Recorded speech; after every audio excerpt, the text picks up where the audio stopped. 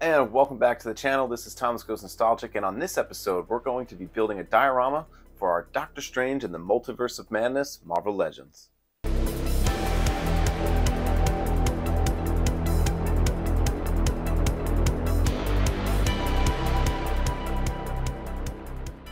Once again, welcome back. If you could go ahead and hit like and subscribe, that would help me out a lot. So we're going to be going into a diorama today for our Doctor Strange Marvel Legends figures from the new film, Doctor Strange in the Multiverse of Madness. So I'm using my inspiration from the trailer. There's a scene in the trailer where you see Doctor Strange and he's coming through this broken wall with this metal door opening.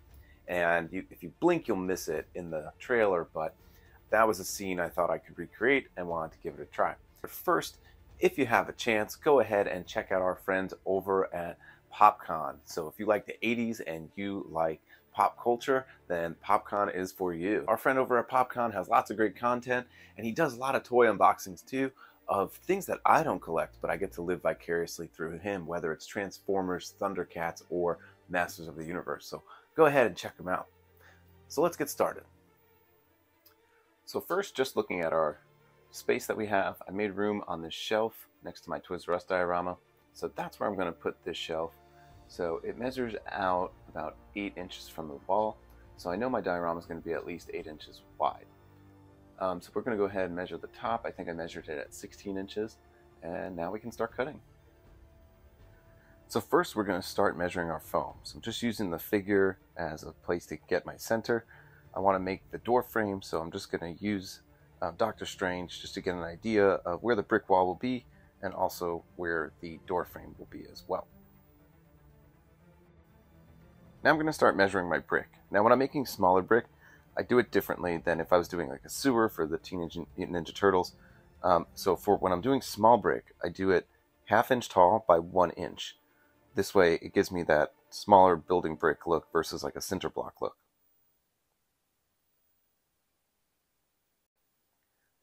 So once I've drawn out all my brick, I always go over it with a nail punch. This way that the lines are more defined. You can use a ballpoint pen or a pencil, but I just like to use this tool so that I get the lines a little deeper. Now I'm going to use my hot wire tool, and I'm going to do this to carve out the door. So I'm going to use this piece that I'm cutting out as the actual door. I want to rough up the brick, so I want to make sure that I cut this out before I start adding texture to the brick. After cutting the doorway out, now I'm just making sure that it fits. My first original idea was to make the door open and close, but I think I'm just going to glue it on. So now we're going to start texturing the wall. And this you can just use a regular ball of aluminum foil. You can use a rock, whatever you want. You just want it to be random, and you can go harder in some places. You can go softer so that the texture's not so defined. But I always like to do that before I start priming. And looking at a reference photo from the trailer, I'm just looking at the general basic shape of the wall and how it's cut out. So I'll start drawing that on with a Sharpie just to get an idea. So I'm going to demonstrate how to cut the foam, especially at these weird angles and shapes. So there's 3 different things that I'll do. First I'll use the hot wire tool that I use for the door, and then I'll go ahead and use a rotozip so you can see, and then I'll use my Proxxon table hot wire cutter.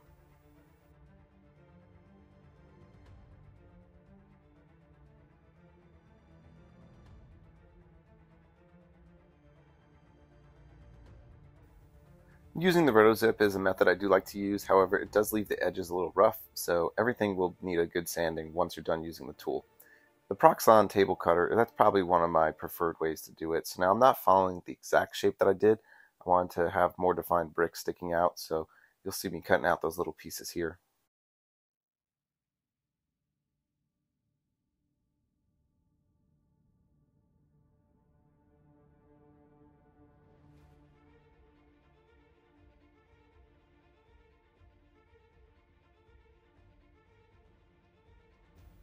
So now that my basic shape of the wall is cut out, I'm going to go ahead and start building a little support beam so that the floor of the interior can rest on. So I'll go ahead and do that.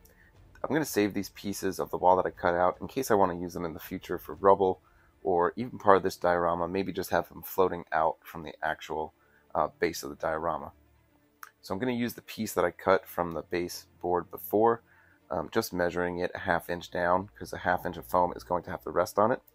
And then I'm going to hot glue it to the back. So I hot glued that support beam to the back of the wall, and this way the platform of the interior will just be able to rest on that. Cut out this piece of foam that will act as the floorboard. So I'm going to go ahead and carve some lines in it and then wood grain, and I'll show you how to do that. So it matches fairly well. I measured it correctly. The one thing I did forget to do was magnetize it.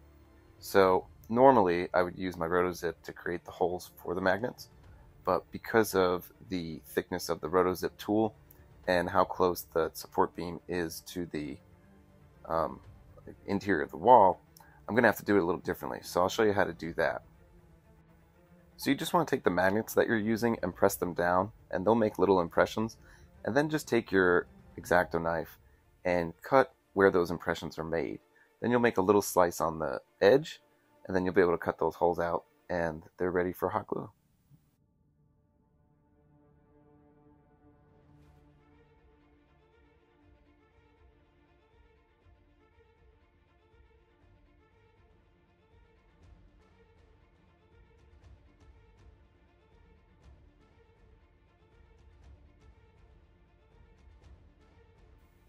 So I'll be using my rotozip to make the holes for the magnets from this point forward.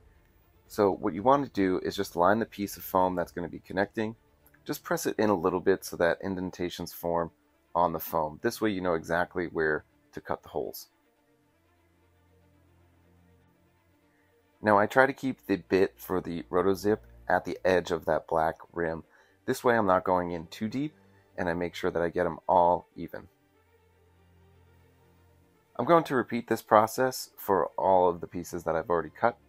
I put some magnets in the center as well, this way that when I put another support piece underneath, that it would hold up the figures well.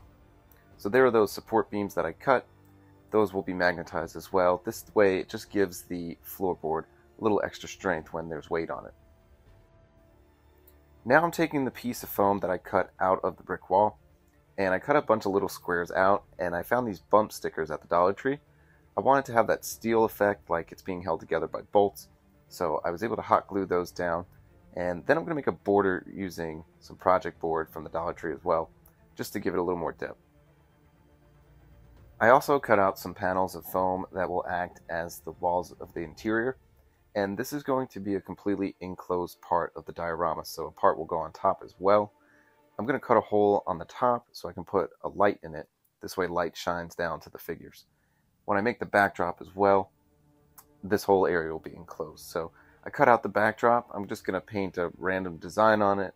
I was going to do it all black, but I said, I might as well just do a funky design. Now I'm going to start working on some of the interior. So I carved these lines into the piece of foam to make it look like wood. And then I just take a steel brush and do some light strokes over it to give it that wood grain effect. This looks really cool, especially when you do a brown wash or a black wash. All of those little lines really come out. So I want it to look as close to wood grain as possible, and you can do that with a steel brush. Now, just looking at the interior of the diorama, I want to add some different details to it. So I've done a molding before with wood dowels right here. And I'm going to do that again where I kind of do wood panel from halfway down and those wood dowels as border. So now you can see I use that project foam to make the frame of the door, and then I also put a rim on with those bump stickers as well. And if you can see the inside, I glued those wooden dowels on with the wood grain, and I used the steel brush to do that as well. And now it's time for prime with black acrylic paint and Mod Podge. So everything got that black acrylic paint and Mod Podge treatment. I always like to prime my projects, and as said previously in other episodes, this is always my favorite part of the painting. So while the primer's drying, I did get a head start on that door. I painted it a metallic silver, and now I'm going to start getting ready to start painting some of the other details on. So I'll do that all off camera, but for the brick wall, I really want to dirty it up, so it's going to get a light coat of white before I start adding some of those black washes. So all of my painting's pretty much done, just have to use the washes on it. One of the things I still have to do is make the door handle. I found these wagon wheels that I thought were 1/12 scale, but they weren't, so I'm getting a little creative using this bubble wand that I found at the Dollar Tree. So I'm just going to use the ring and a few nails. I also used a glue cap that I put on a dowel that will act as my door. So everything at this point is complete with the painting. I have those wall panels that I did purple with the wood grain. I did the border and the top and the sides, that weird sponge effect that I've been using with the blacklight paint. I figure it's just a weird abstract design that I can have when I put it in my room with the black lights. I did the wood panels for the floor, gave it some black wash and some brown wash. So you can see this back panel here. It does have that funky design on the back. That'll just kind of glow. My favorite detail about this diorama is the brick wall. I love all the weathering. It came out really grimy. I love that you can see some of the paint fade into brick color. That was definitely one of my favorite parts of the diorama. And at this point it's all assembled, so let's go ahead and bring it into the toy room. Alright, so this diorama build is complete. I love how the weathering on the wall came out. This was my first time making foam appear to be like steel, so making the door was kind of a challenge for me, and making the handle was probably the hardest part. But I think if I went to do it again, I'd have a better idea of how to do it. The backdrop for now, I was going to leave it plain black, but I decided to just paint this crazy pattern on it so that when I have my black lights on, it will at least glow from behind. I did see another YouTuber. He made a diorama of this exact scene. His name is Death Cabin Customs. His video is awesome. I love what he did with the lighting effect and the cotton. He made this kind of spacey, kind of cosmic illusion just using cotton and some LED lights. So if you haven't checked out his video, go ahead and I'll leave the link below. But it was definitely awesome seeing another creator work on this project as well. So I'm going to go ahead and turn the lights off and just give her a better feel of how this diorama looks. But other than that, the only thing left to do is get it on the shelf.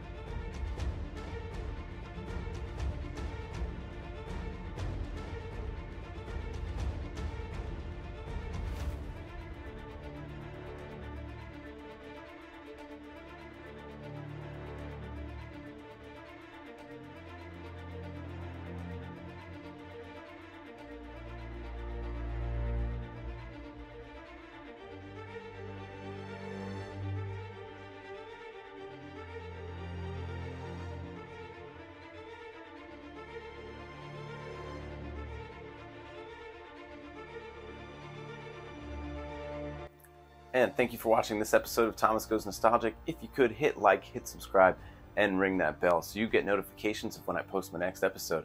Until then, we'll catch you next time.